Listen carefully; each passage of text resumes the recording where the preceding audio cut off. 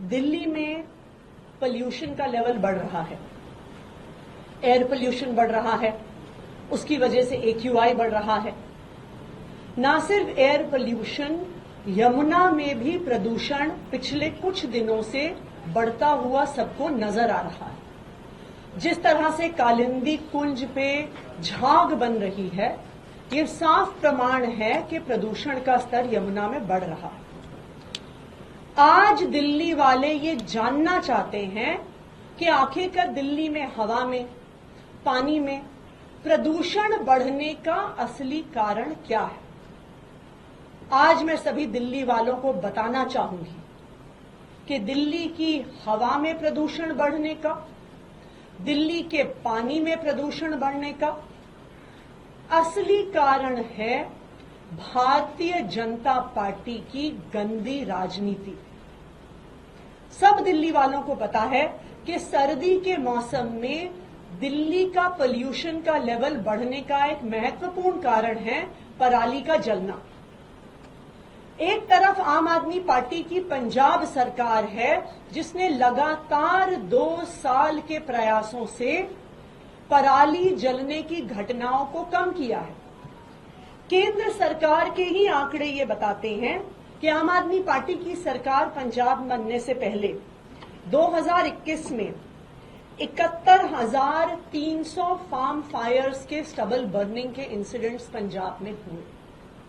लेकिन आम आदमी पार्टी की पंजाब सरकार के प्रयास से वो 50% रिड्यूस हो गए 2023 तक, जब लास्ट ईयर मात्र 36,600 फार्म फायर्स यानी स्टबल बर्निंग, पराली जलना आधा हो गया आम आदमी पार्टी की सरकार बनने के बाद। आप इस साल के भी आंकड़े उठा के देखिए। हर रोज केंद्र सरकार का institute of agricultural research IARI Pusa stubble burning के आंकड़े जारी करता है। अगर आप उन आंकड़ों को देखने जाएंगे तो 1 अक्टूबर और 15 अक्टूबर के बीच में पंजाब में 2023 में 1105 फार्म फायर्स हुई थी। वो इस साल घट के सिर्फ 811 रह गई हैं, यानी 27% रिडक्शन। दूसरी तरफ अगर आप हरियाणा और यूपी, जहां पे भारतीय जनता पार्टी की सरकारें हैं, उनके आंकड़े देखने जाएंगे तो दिखता है हरियाणा में जहां पे पिछले साल 1 और 15 अक्टूबर के बीच में 341 फार्म फायर्स हुई थी, वो 23% बढ़कर 417 पहुंच गई हैं। यूपी में जहां पे पिछले साल 244 फार्म फायर्स हुई थी, वो 70% बढ़ के 417 पर पहुंच गई हैं।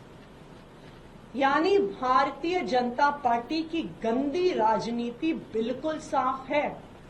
अगर आम आदमी पार्टी की पंजाब सरकार पराली जलना रोक सकती है, कम कर सकती है, तो हरियाणा की सरकार क्यों नहीं कर सकती? उत्तर प्रदेश की भाजपा सरकार क्यों नहीं कर सकती? क्योंकि वो दिल्ली वालों के साथ गंदी राजनीति कर रहे हैं। ना सिर्फ इतना, आज सुबह मैं आनंद विहार बस अड्डे गई, क्योंकि आनंद विहार बस अड्डे में कहा जाता है कि उस इलाके में सबसे ज्यादा प्रदूषण होता है। अगर आप आनंद विहार बस अड्डे पे दिल्ली की बसें देखिए, सारी CNG बसेस और सारी इलेक्ट्रिक बसेस हैं।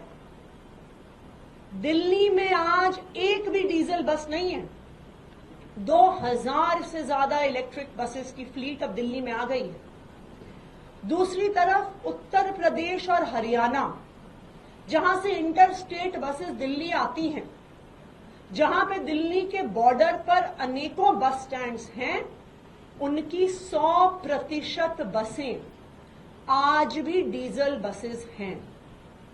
आनंद विहार के इलाके में प्रदूषण बढ़ने का एक महत्वपूर्ण कारण है सड़क पार करके जो कौशाम्बी बस स्टेशन है, जहां पे यूपी की हजारों डीजल बसेस आती हैं। जिस तरह आम आदमी पार्टी की सरकार ने अरविंद केजरीवाल जी के नेतृत्व में दिल्ली में इलेक्ट्रिक बसेस की एक फ्लीट खड़ी कर दी, जहां आज दिल्ली में CNG बसेस की लाइन लगी हुई है, हरियाणा की सरकार क्यों नहीं कर सकती थी? यूपी की सरकार क्यों नहीं कर सकती थी? क्योंकि वो दिल्ली वालों के साथ गंदी राजनीति करना चाहते। तीसरी बात, ईंट के भट्टे लगातार प्रदूषण का स्तर बढ़ा रहे हैं। दिल्ली के अंदर एक भी ईंट का भट्टा आपको नहीं मिलेगा, लेकिन एनसीआर के एरिया में अगर आप जाइएगा तो हरियाणा में, यूपी में 3800 ईंट के भट्टे हैं, जिनसे लगातार दिल्ली का और आसपास के इलाकों का प्रदूषण बढ़ रहा है। जो ईंट के भट्टों से पोल्यूशन आता है वो ये थोड़ी देखता है कि जी अब दिल्ली का बॉर्डर आ गया, अब यहां पे प्रदूषण रुक जाएगा। लेकिन भारतीय जनता पार्टी की हरियाणा सरकार ने, यूपी सरकार ने कोई कदम नहीं उठाए इन ईंट के भट्टों का प्रदूषण रोकने के लिए। चौथा, thermal power plants. Arvind Kejriwal ji के नेतृत्व में दिल्ली में प्रदूषण कम करने के लिए सारे थर्मल पावर प्लांट्स बंद कर दिए गए, लेकिन यूपी में और हरियाणा में भारतीय जनता पार्टी गंदी राजनीति करने के लिए एनसीआर के इलाके में 9 highly polluting thermal power plants चलाती। क्यों? क्योंकि वो दिल्ली के लोगों को परेशान करना चाहते हैं। जिस तरह हवा में, उसी तरह पानी में भारतीय जनता पार्टी के नेता कालिंदी कुंज पर जाके फोटो खिंचा रहे हैं कि झाग बन रही है, पर वो आपको उसकी सच्चाई नहीं बता रहे हैं। और सच्चाई ये है कि ये झाग यमुना में क्यों आता है। ये इसलिए आता है क्योंकि हरियाणा की इंडस्ट्रीज 165 MGD प्रदूषित पानी छोड़ती हैं बादशाहपुर ड्रेन से, मुंगेशपुर ड्रेन से, DD6 से 165 MGD अनट्रीटेड पोल्यूटेड वाटर। दूसरा, उत्तर प्रदेश की भारतीय जनता पार्टी की सरकार साहिबाबाद ड्रेन से, इंद्रापुरी ड्रेन से 55 MGD प्रदूषित पानी छोड़ती है। जैसे ही उनको पता चलता है त्योहार का समय आ रहा है, दिवाली का समय आ रहा है, छठ का समय आ रहा है, वो ये गंदा पानी छोड़ना शुरू कर देते हैं। वो बराज के सारे कालिंदी कुंज के गेट बंद कर देते हैं कि सारा गंदा पानी दिल्ली में आए।